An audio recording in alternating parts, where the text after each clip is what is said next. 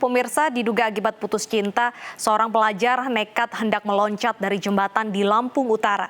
Beruntung warga dan aparat yang ada di sekitar lokasi berhasil mencegah dan menyelamatkan pelaku. Ada yang sabar, istighfar.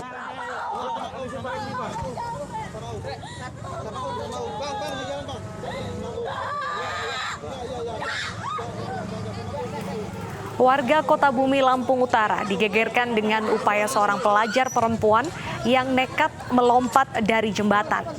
Diduga pelaku nekat melakukan hal tersebut akibat putus cinta. Beruntung warga sekitar dan aparat yang tengah melintas dengan sigap mencegah dan menyelamatkan si pelajar. Aksi penyelamatan ini pun viral di media sosial. Ada yang sabar, istighfar.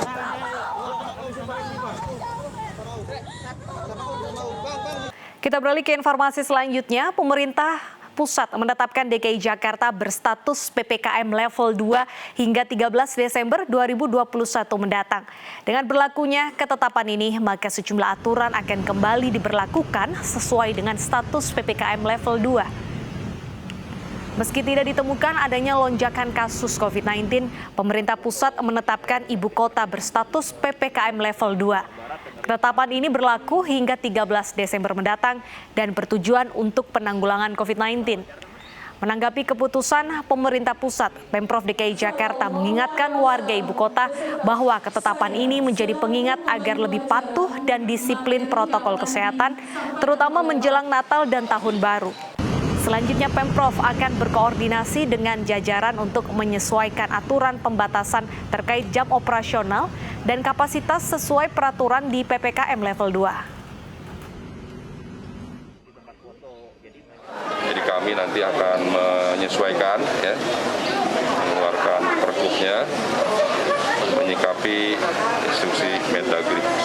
Jadi ini kita memang memasuki akhir tahun, libur akhir tahun ini sebentar lagi.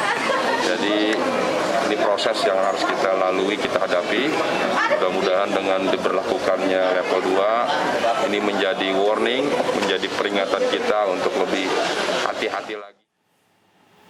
Dan untuk membahasnya lebih dalam lagi terkait perubahan status PPKM jadi level 2 di DKI Jakarta, sudah bergabung bersama iNews Siang pengamat kebijakan publik Universitas Trisakti, Bapak Trubus Rahadiansyah. Selamat siang, Pak Trubus.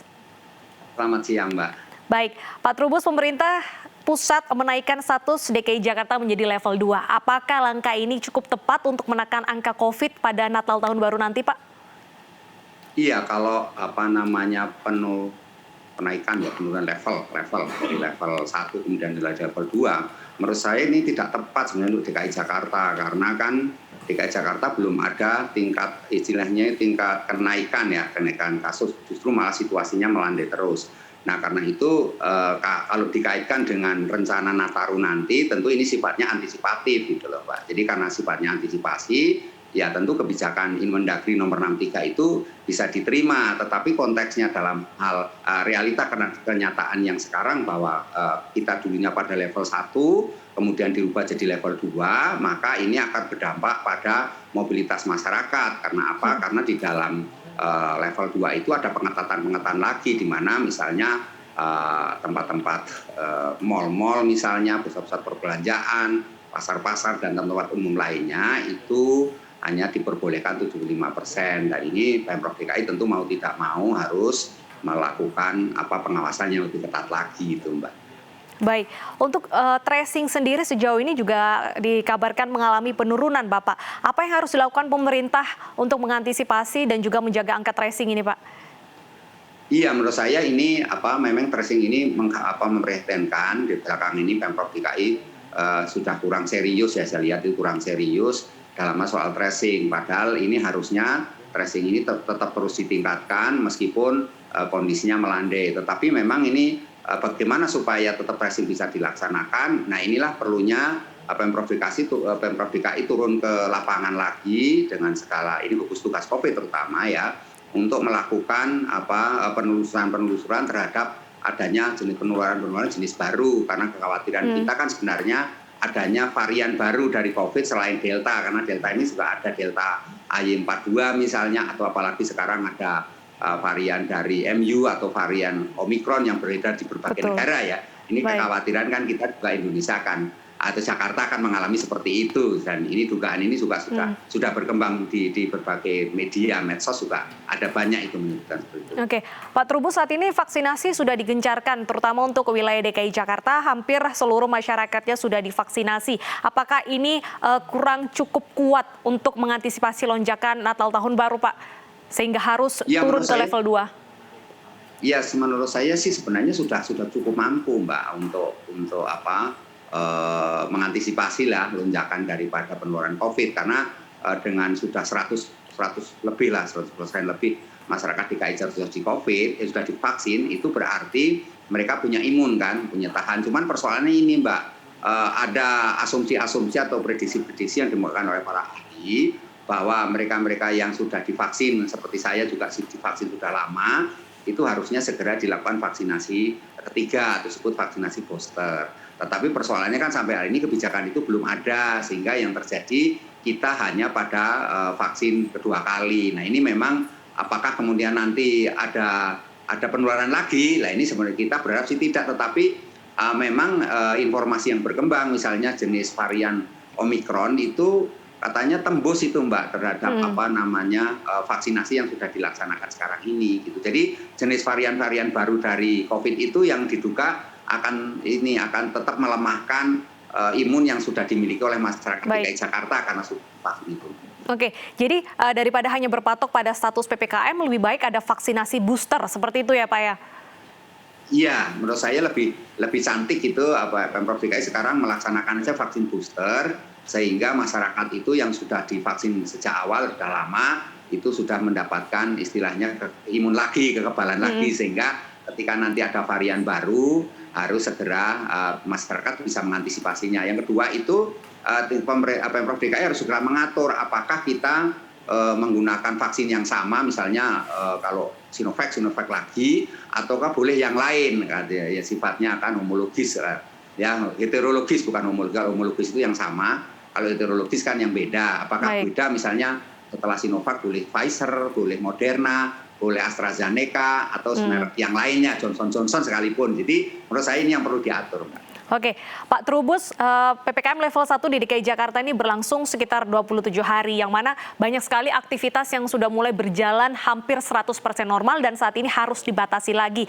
Bagaimana saran Bapak agar masyarakat ini mampu melakukan adaptasi yang cukup cepat, Pak? Iya, ini memang tugas berat Pemprov DKI. Caranya ya Pemprov DKI harus melakukan ini, Mbak, KIE itu komunikasi, informasi, dan edukasi kepada masyarakat. Itu yang pertama. Jadi melakukan komunikasi bagaimana bahaya akan COVID, apalagi dengan adanya varian-varian baru. Kemudian ada informasi yang real tentang keadaan yang sesungguhnya kepada masyarakat, bagaimana penularan-penularan itu terjadi. Misalnya, yang ketiga tentu ada edukasi kepada masyarakat terkait dengan prokes, dan kemudian juga mendorong juga misalnya kalau ada vaksin yang ketiga.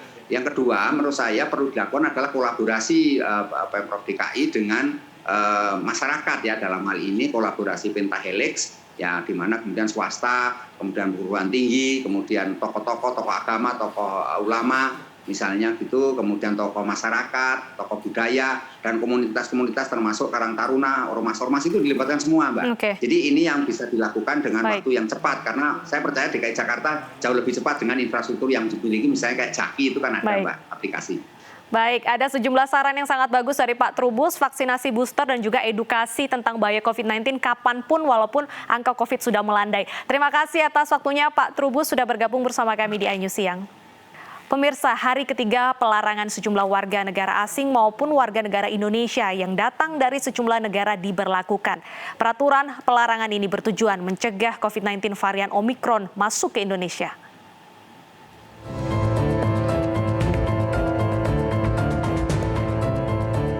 Adanya coronavirus 19 varian baru di Afrika membuat pemerintah Indonesia mengetatkan prosedur penerimaan warga negara asing maupun warga negara Indonesia ke Indonesia. Berdasarkan data dari WHO, sejumlah negara mulai mengkonfirmasi kasus varian baru Omikron di negaranya. Seperti yang tertinggi di Afrika, diikuti Botswana, Inggris, Hong Kong, dan Australia. Sementara di negara Italia, Israel, Belgia, dan Republik Ceko masing-masing mengkonfirmasi 1 kasus. sudah menyebar ke lebih banyak negara lagi. Nah, untuk menyikapi perkembangan tersebut, pada hari ini pemerintah mengumumkan kebijakan sebagai berikut.